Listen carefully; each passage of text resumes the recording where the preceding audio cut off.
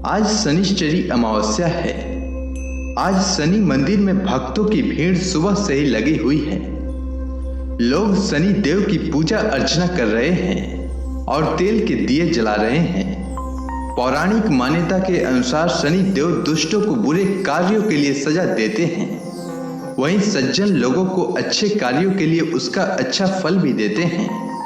ज्योतिष शास्त्र के अनुसार शनिश्चरी अमावस्या के दिन शनि देव की पूजा करने और कुछ विशेष उपाय करने से कुंडली के दोष शांत हो जाते हैं।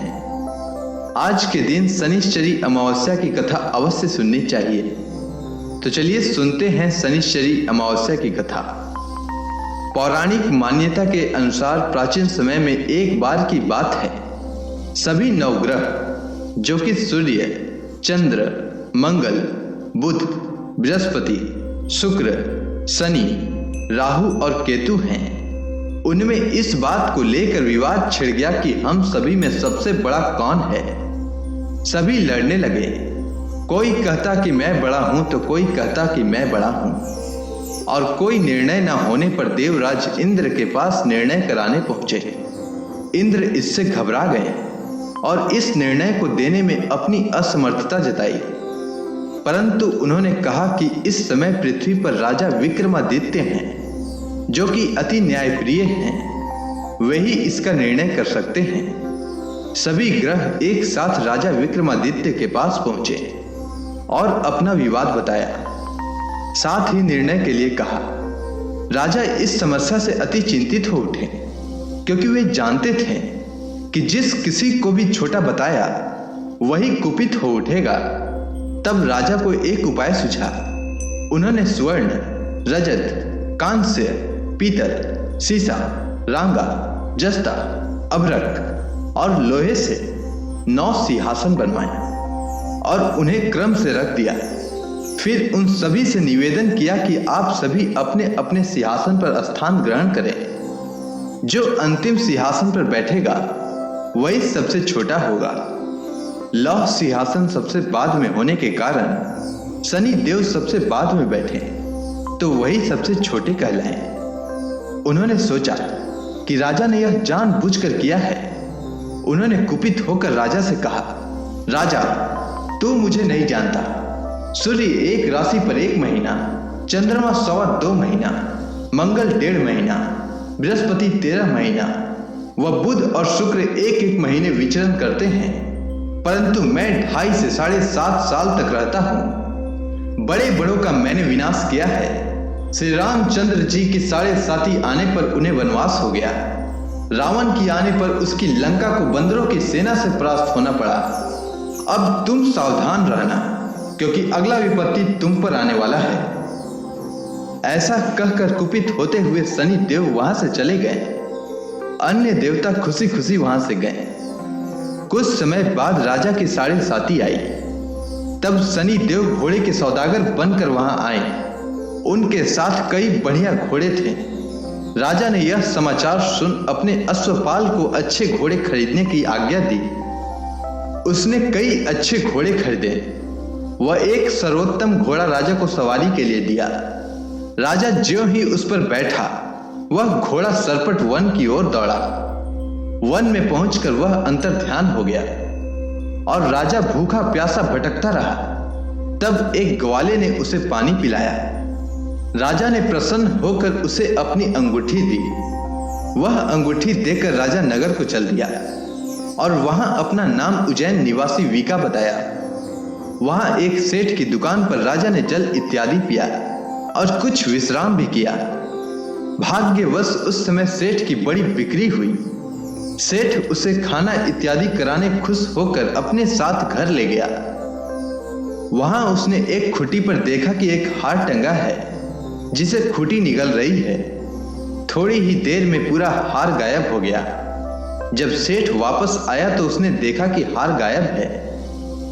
उसने समझा कि वीका ने उसे चुराया है। उसने वीका को कोतवाल के पास पकड़वा दिया। फिर राजा ने उसे चोर समझकर हाथ पैर कटवा दिए।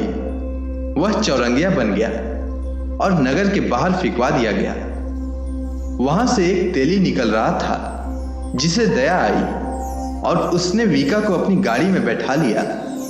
वह अपनी जीभ से बैलों को हाँकने लगा। उस समय तक राजा की सनी दशा समाप्त हो गई। वर्षा काल आने पर वह मल्हार गाने लगा। तब वह जिस नगर में था वहां की राजकुमारी मन भावनी को वह मल्हार इतना भाया कि उसने मन ही मन प्रण कर लिया कि उस राग गाने वाले से ही विवाह करेगी। उसने दासी को उस मल्हार गाने वाले को ढूंढने के लिए भेजा। दासी ने बताया कि वह चौरंगिया है, परंतु राजकुमारी नहीं मानी।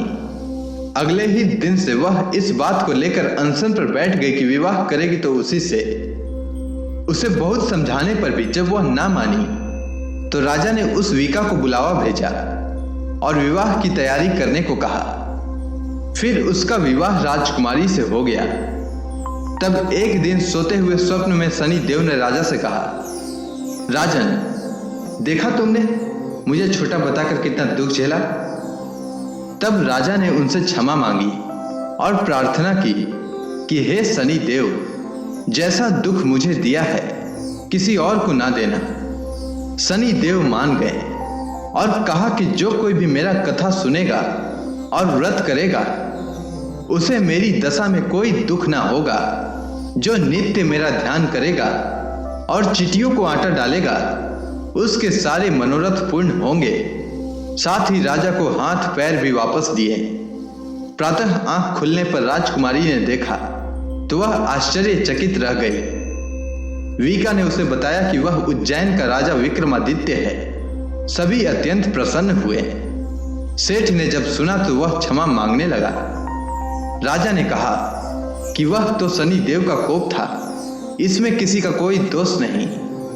सेठ ने फिर भी निवेदन किया कि मुझे शांति तभी मिलेगी जब आप मेरे घर चलकर भोजन करेंगे। सेठ ने अपने घर नाना प्रकार के व्यंजनों से राजा का सत्कार किया। साथ ही सभी ने देखा कि जो खुटी हार निकल गई थी वही अब उसे उगल रही थी। सेठ ने अनेक मोहरे देकर राजा का धन्यवाद किया और अपनी कन्या श्री कौरी से पानी ग्रहण का निवेदन किया। राजा ने सहर्ष स्वीकार किया। कुछ समय पश्चात राजा अपने दोनों रानियों मन भावनी और श्री कौरी सहित उज्जैन नगरी को चल दिए। वहां पूर्ववासियों ने सीमा पर ही उनका स्वागत किया। सारे नगर में दीप जलाए गए और खुशियां मनाई गई। राजा ने घोषणा की कि मैंने शनि देव को सबसे छोटा बताया था, जबकि असल में वही सर्वोपरि है। तब से सारे राज्य में शनि देव की पूजा और कथा नियमित होने लगी। सारी प्रजा ने बहुत समय खुशी और आनंद के साथ बिताया। जो कोई शनि देव की इस कथा को सुनता या पढ़ता है उसके सारे दुख दूर हो जाते हैं। तो बोलिए शनि देव महाराज की जय।